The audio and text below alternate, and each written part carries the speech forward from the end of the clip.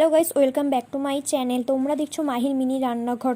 তোমাদের কাছে নিয়ে এসেছি একটি নতুন রেসিপি। তো চলো দেখা যাক কীভাবে রেসিপিটি তৈরি করি। তো রেসিপিটির নাম হলো পাপায়া সুগার কিউব। তার জন্য প্রথমে পেস্ট করা পাকা পেঁপে, গুঁড়ো চিনি, দুধ নিয়ে নেব। দুধ নিয়ে নেওয়ার পরে পেস্ট করা পাকা পেঁপেকে কড়াইয়ের মধ্যে দিয়ে ভালোভাবে নেড়ে চেড়ে নিতে হবে। নেড়ে চেড়ে নেওয়ার পর তার মধ্যে পরিমাণ মতন তোমরা গুঁড়ো চিনি দিয়ে নিতে হবে, দিয়ে নেওয়ার পর কিছুক্ষণ পর তোমরা পেস্ট করা পাকা পেঁপের মধ্যে পরিমাণ মতন দুধ দিয়ে নেবে। দুধ দিয়ে নেওয়ার পর ভালোভাবে সেই পেস্টটাকে নাড়াচাড়া করে নেবে। নাড়াচাড়া করে নেওয়ার পরে কিছুক্ষণ সেই পেস্টটাকে রেখে দিতে হবে।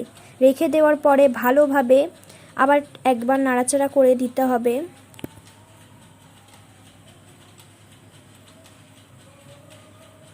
যতক্ষণ না গাঢ় হবে ততক্ষণ অবধি নাড়াচাড়া করতে হবে। নাড়াচাড়া করে নেওয়ার পর আবার কিছুক্ষণ রেখে দিয়ে দেখতে হবে যে পেস্টটা গাঢ় যদি না হয় তাহলে পেস্টটাকে আমাদের গাঢ় হওয়ার জন্য কড়াইতে কিছুক্ষণ রেখে দিতে হবে।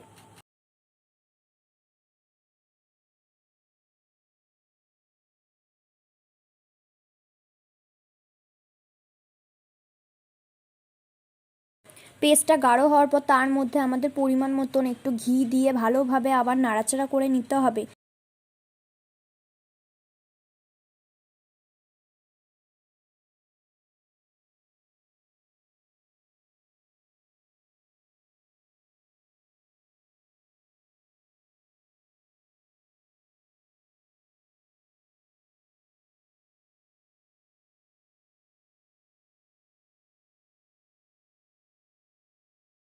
পেস্টটা তৈরি হয়ে যাওয়ার পর আমাদের সেই পেস্টটাকে ভালোভাবে একটা পাত্রের মধ্যে ঢেলে নিতে হবে। ঢেলে নেওয়ার পর পেস্টটা কিছুক্ষণ ঠান্ডা করে তারপরে 1 ঘন্টার জন্য ফ্রিজে রেখে দিতে হবে। রেখে দেওয়ার পরে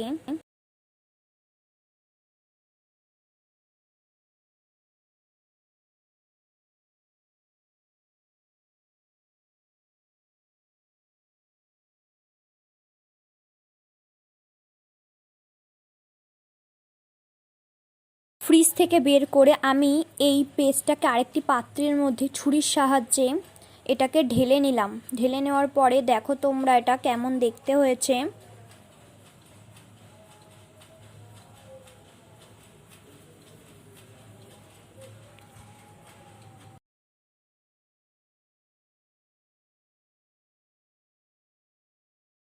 তারপর এটাকে আমি ডেকোরেশনের জন্য জেমস দিয়ে সাজিয়ে নিলাম। তো তোমরা এটা দেখো, আমি কেটে দেখিয়ে দিচ্ছি তোমাদেরকে দেখতে কেমন হয়েছে, কিন্তু খেতে খুব ভালো হয়েছিল। এটা আমার ফার্স্ট ভিডিও। তো তোমাদের যদি ভালো লাগে তাহলে একটা সাবস্ক্রাইব, শেয়ার অ্যান্ড কমেন্ট করতে ভুলো না। যদি তোমরা আমায় সাপোর্ট করো তাহলে আমি আরও ভালোভাবে ভিডিও দেওয়ার চেষ্টা করবো। নতুন নতুন রান্নার রেসিপি দেখাবো তোমাদের সাথে।